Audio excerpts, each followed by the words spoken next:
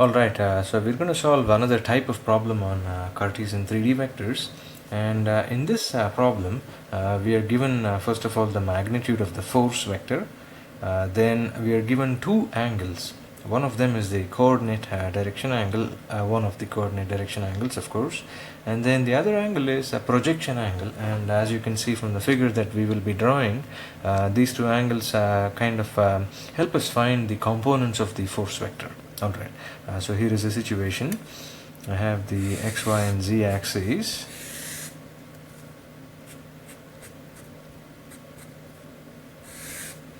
So this is the x-axis, this is the y-axis, and then I have the z-axis according to the right hand rule.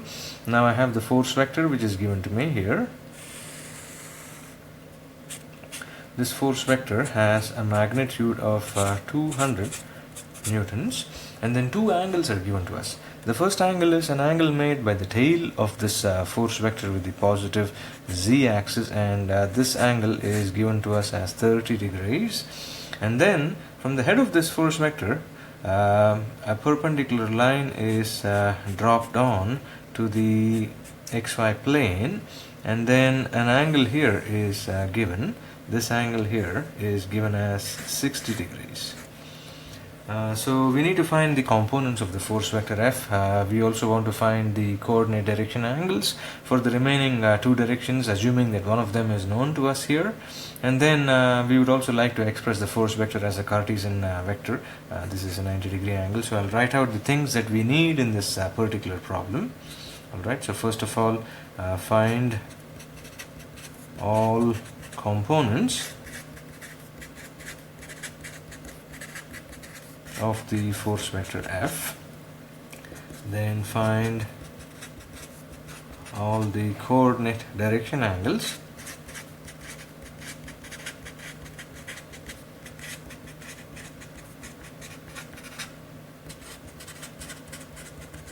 for the force vector f, and then express the force vector f as a Cartesian vector.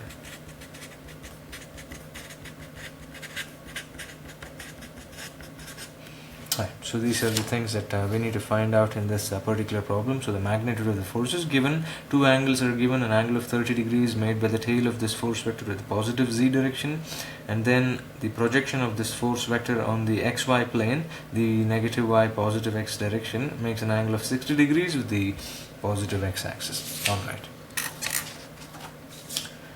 So we'll first set up the problem by redrawing the picture and then identifying some obvious information from what is given to us, and then we will proceed with that in effect. So I have the xyz directions as denoted in the problem in the previous page. So this is the x-axis, the y-axis and the z-axis. Now I have the force vector which I'm going to redraw once again, that is given to us here. So this is the force vector. Now I'm going to complete a parallelogram here by first of all drawing a perpendicular line from the head of this force vector onto the xy plane. So I'm going to draw it as a dotted line first, and then I'm going to complete this triangle, and we know that this is a 90-degree triangle here. I'm going to draw a line parallel to this line here from the head of the force vector f. That's going to intersect the z-axis at a particular point, and I will then recognize that starting from the tail of this force vector f, so this is the force vector f, starting from the tail on to this point of intersection right there is going to be the z component of the force vector. And this is of course a 90-degree angle right there, and I'm going to call this guy here as the component fxy, which means that if I look at this line that is parallel to that line on the top, this is also going to be fxy. And what are the angles that are given to us? The angles that are given to us are this angle here, which is 30 degrees, and then this angle here, which I'm going to mark out here, is given to us as 60 degrees. the triangle that we are primarily interested in at this point in time is this shaded in blue here. And as you can see from the triangle, we notice that this angle of 30 degrees is actually the coordinate direction angle with respect to the z direction. Alright, so we have information on gamma to be equal to 30 degrees. So from construction, we see that gamma is 30 degrees, and we further see that since gamma is 30 degrees, so this is gamma here. Since we see gamma is 30 degrees, I can write out Fz and Fxy in terms of the force vector F and the angle of 30 degrees as Fz is F times cosine gamma first of all. So this is going to be 200 times cosine of 30 degrees. The magnitude of the force vector was given to us as 200 newtons to begin with, and then I can also write out Fxy as F times sine gamma here, and in this case this is 200 sine 30. So this is the first piece of good news that we have, in a sense that we can find out the z component, I can find out the xy component, and what is my ball game? My game is I take this xy component, I project it on the x and the y directions, and that should simultaneously give me the x and the y components of the force vector F itself. And I'm going to make use of the fact that I know Fxy, and I also know the angle that Fxy makes with one of the x or the y axis here, 60 degrees with the x or the 30 degree angle with the y axis, and that's likewise going to give me the components along the x and the y directions, as you will see in the next figure.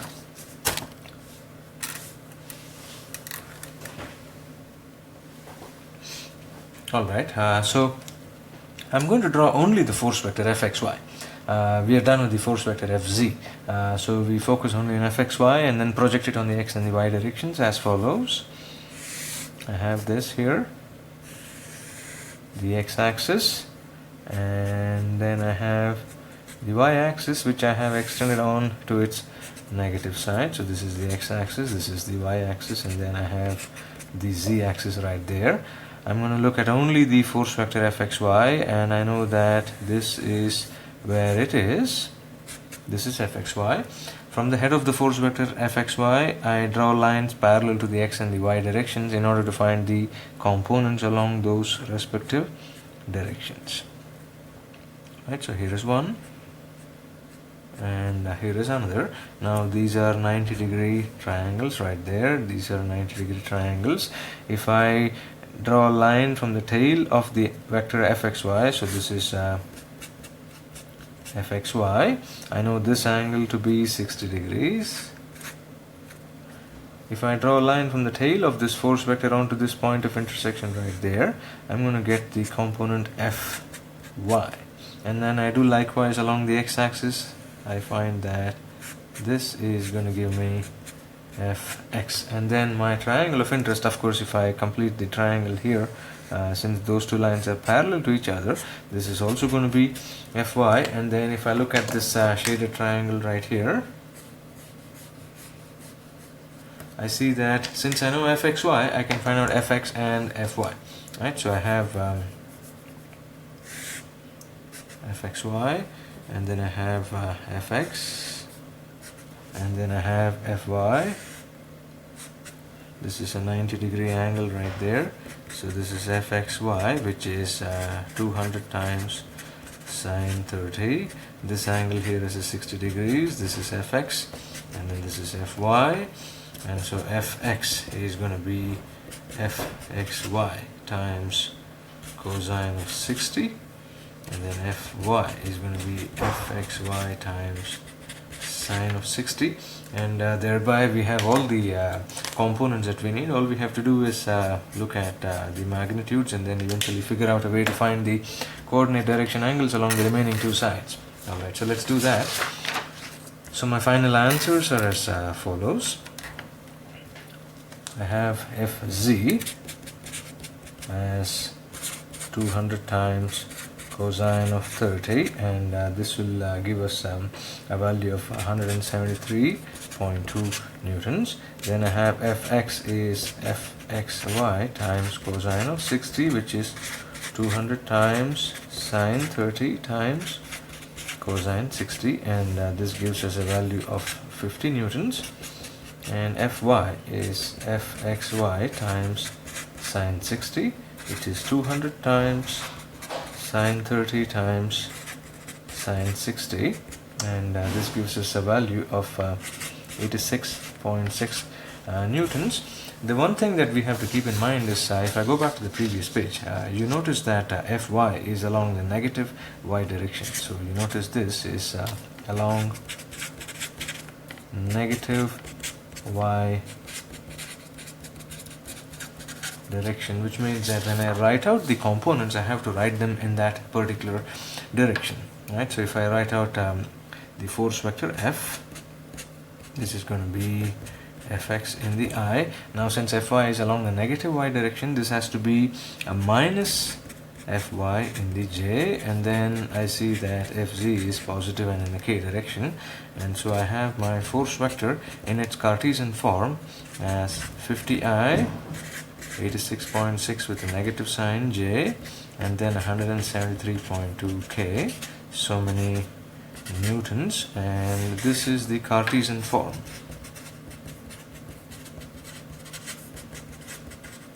Of the force vector F. And we are left with the last part of the problem. We have found out the components, we have found out the Cartesian form of the force vector F. We need to find the coordinate direction angles. Right. And the idea is fairly simple and straightforward. We start with the Cartesian form of the force vector F. Right. So we already know that force vector F is 50I minus 86.6 j, and then 173.2 k, so many newtons. Then I'm going to write out the force vector F in its standard form using the coordinate direction angles. This form remains the same for whatever way the force vector has been drawn in the coordinate dimension. I have the force vector F as F cos alpha I, F cos beta j, and F cos gamma k. And of course we know that the magnitude of the force vector is going to be 200 newtons, and in order to find out the angles alpha, beta and gamma, all I have to do is compare the I component here and the I component here, and I can find out that since I know the I component, since I know the magnitude of the force vector F, I can find out the angle alpha. I do the same thing with the j component, but being careful to include the negative sign, and then I equate that to F cosine beta, and then I take the z component and then I equate that to F cosine gamma. I actually don't need to do that because I already know that gamma is 30 degrees, but just to reassure ourselves that we are not actually doing a mistake, it is a wise idea to find out gamma once again and make sure it is indeed 30 degrees. Alright, so from these three comparisons I see that F times cosine alpha is 50, which means alpha is cos inverse of 50 by F, which is 200. So this is 50 by 200, or upon solving, alpha is 75.5 degrees.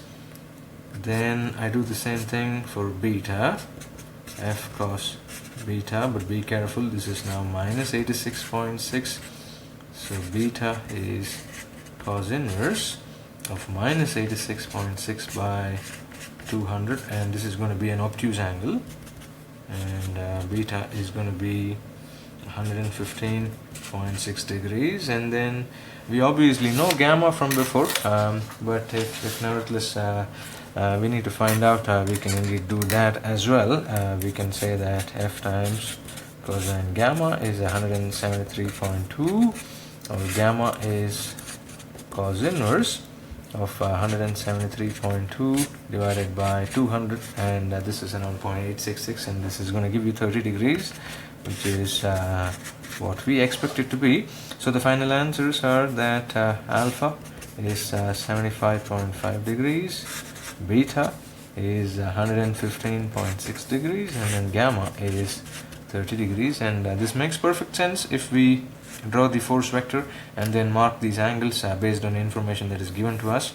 We see that okay, this is the z-axis, the x-axis, and here is the y-axis with the negative and the positive sides. So x-axis, y-axis, and the z-axis, and here was the force vector that was given to us. And you notice that okay, here is the angle gamma. Now that's an acute angle, that's 30 degrees, and then I have this angle here, which is the angle made by the tail with the positive x direction, and that's going to be the angle alpha. And then you notice that the angle beta is an obtuse angle, and this makes perfect sense from the information that is given to us.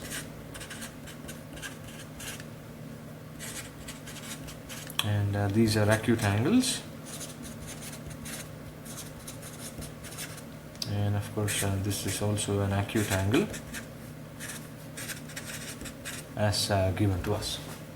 Alright, thank you.